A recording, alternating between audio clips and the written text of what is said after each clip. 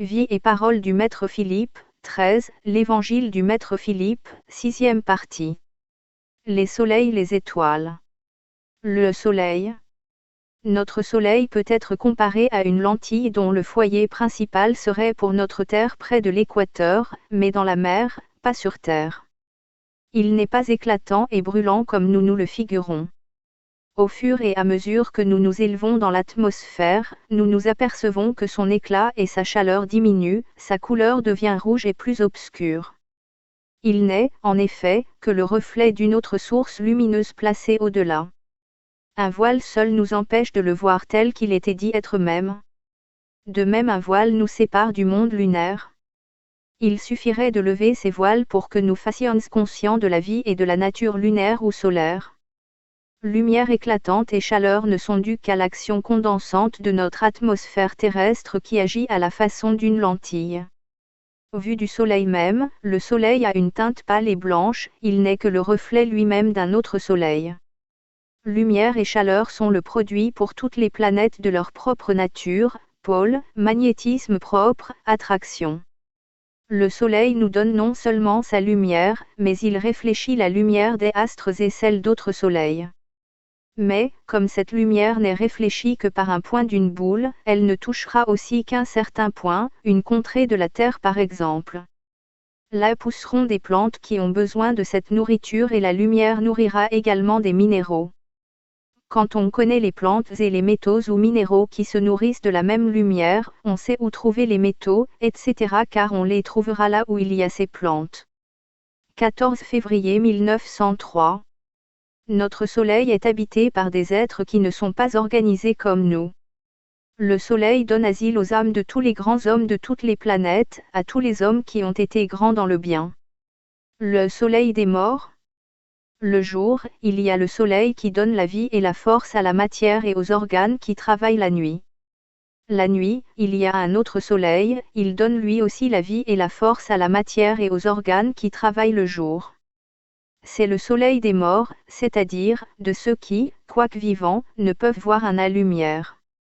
Il émet des rayons invisibles qui traversent toutes choses. Ce soleil n'est pas noir, quoi qu'en disent les hindous, il est lumineux comme l'autre. Il luit dans les ténèbres et nous ne le connaissons pas. Le soleil des morts est le soleil du monde des formes.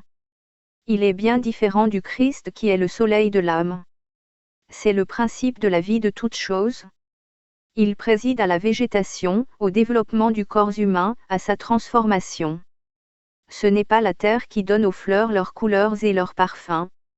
Les plantes sont sous l'influence de ce soleil qui leur donne leur forme, leur volume, leur couleur, leur senteur. Il sera visible pour les hommes au renouvellement des choses, maintenant il est sur l'horizon, à un angle de 35 degrés environ. Il se lève à 2 heures et se couche à 5. C'est la vraie lumière. Les deux soleils existeront ensemble, puis le blanc diminuera. Le soleil des morts régnera sur la terre quand l'autre aura disparu. À ce moment il y aura moins d'habitants, mais ils seront plus unis, il n'y aura plus de guerre, les peuples fraterniseront, la paix régnera parmi nous, ce sera le règne de Dieu. Les étoiles. Les étoiles sont comme nous, par villages et par villes. Il y en a de solitaires. Toutes les étoiles jaunes dépendent de notre soleil. Les rouges, bleus, etc., appartiennent à d'autres soleils. L'aimant universel a ces deux pôles, à l'étoile visible, et à une autre étoile, invisible et opposée à celle que nous voyons. Ce grand aimant se réalise sur Terre par des montagnes et des pierres. Les pierres d'aimant sont des pierres où le métal est très condensé. Les deux étoiles polaires sont les deux moitiés d'une même sphère. C'est ainsi qu'un géomètre, quand il veut marquer un champ, prend une borne, la divise en deux, et place une des moitiés d'un côté et l'autre de l'autre. Les planètes. 7 planètes principales exercent, par leur rayonnement, une influence sur la Terre. Mais, dans notre système, il y a plus de 7 planètes, il y en a 72. Les planètes, comme tous les êtres, sont mâles et femelles. 16 février 1896. Près de nous il existe un monde, une autre que nous ne voyons pas, nos yeux ne peuvent encore voir ce monde et pourtant il est tout de nous. 2 mai 1895. La Terre. La Terre a été formée par la jonction de deux planètes et de deux fragments planétaires. C'est pour cela que les races, les civilisations, les traditions diffèrent. La Terre décrit une révolution complète pôle pour pôle en 24 000 ans et dans ce temps il n'est pas un point qui ne soit à un certain moment couvert par les eaux et à un autre émergent. On trouve partout des coquilles et des pierres formées par des coquillages et de la crasse des poissons, preuve du passage et du séjour de l'eau en ces endroits. La Terre met ainsi 4 ans à tourner sur elle-même. Les révolutions de 24 000 ans sont d'ailleurs un peu différentes par suite du développement régulier de l'univers, mais analogues. Pour nous, le feu est au centre de la Terre, mais en réalité il y a là des planètes et des mondes comme ailleurs. La Terre donne tout ce qu'elle peut à l'homme et prend de lui tout ce qui ne lui sert pas. La Lune. La Lune est plus vieille que la Terre. Elle a une atmosphère sur laquelle la lumière agit avec une pression de 4 kg par mètre carré.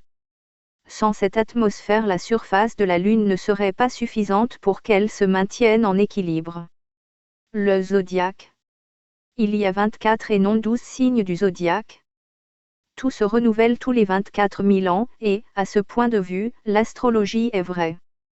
Mais ce renouvellement s'effectue avec des modifications, tout comme un enfant qui est sujet, quand il est jeune, à certains malaises, convulsions, rougeoles, etc., qui disparaissent dès qu'il avance en âge.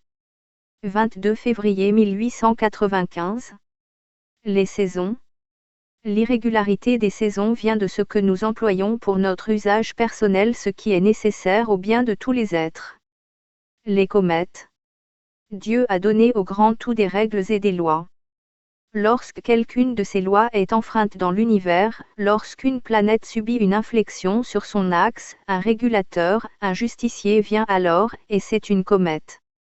Elle accomplit cette fonction régulatrice par sa lumière propre qui, repoussant celle des soleils ou des planètes, leur imprime un mouvement. Elle ne s'empare que des planètes inhabitées, mais ne peut produire les cataclysmes qu'annoncent les savants. Tout au plus peut-elle modifier l'air et la vie de quelques plantes.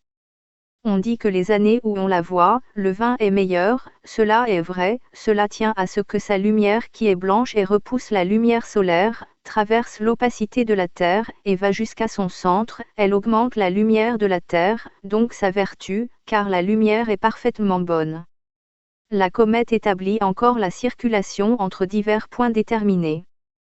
C'est ainsi qu'un voyageur peut aller de Lyon à Saint-Étienne, et de Saint-Étienne à Paris, tandis qu'au même moment un autre part de Paris pour Genève et un autre de Genève pour ailleurs. Le circuit est complet et régulier en lui-même, et ce circuit était déterminé dès le principe pour les œuvres de justice-régénération. Quand une comète a vieilli, elle peut se fixer ou disparaître, mais son chemin, comme tous les chemins, reste immuable. Elle a encore un autre rôle. Il faut bien savoir que la Terre aussi est intelligente. Si rien ne changeait jamais dans le ciel, si le soleil, les étoiles étaient toujours identiques à eux-mêmes, ce serait d'une monotonie désespérante.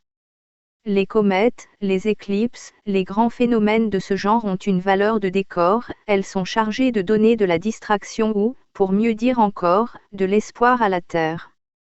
C'est une espérance qui passe. Dans les races humaines comme dans l'univers, des êtres peuvent venir apporter un espoir ou un exemple, venir jouer le rôle de comète. Autour du noyau de la comète est une atmosphère phosphorescente nullement embrasée. Sa traînée lumineuse due à cette phosphorescence est égale de tous côtés, mais le soleil frappe d'un côté et c'est seulement du côté de l'ombre qu'est visible cette queue qui affecte une forme arrondie, parce que rien ne procède par ligne droite dans l'univers. Les comètes suivent dans l'espace un circuit déterminé, elles ne reviennent jamais par le même chemin. Les unes forment à travers le monde des astres un 8, les autres, un ou plusieurs 8, d'autres enfin font une ronde générale autour du monde planétaire. Ces dernières ont un trajet qui dure 24 000 ans et qu'elles accomplissent 72 fois, puis elles meurent et d'autres naissent qui recommencent, reprenant le chemin au point où l'autre l'avait laissé. La grande comète qui, en l'an 1000, effraya tant la Terre, était de cette nature, elle repassera dans 23 000 ans. Les comètes sont habitées par des êtres pour le moins aussi intelligents que nous, mais qui n'ont pas la même conformation.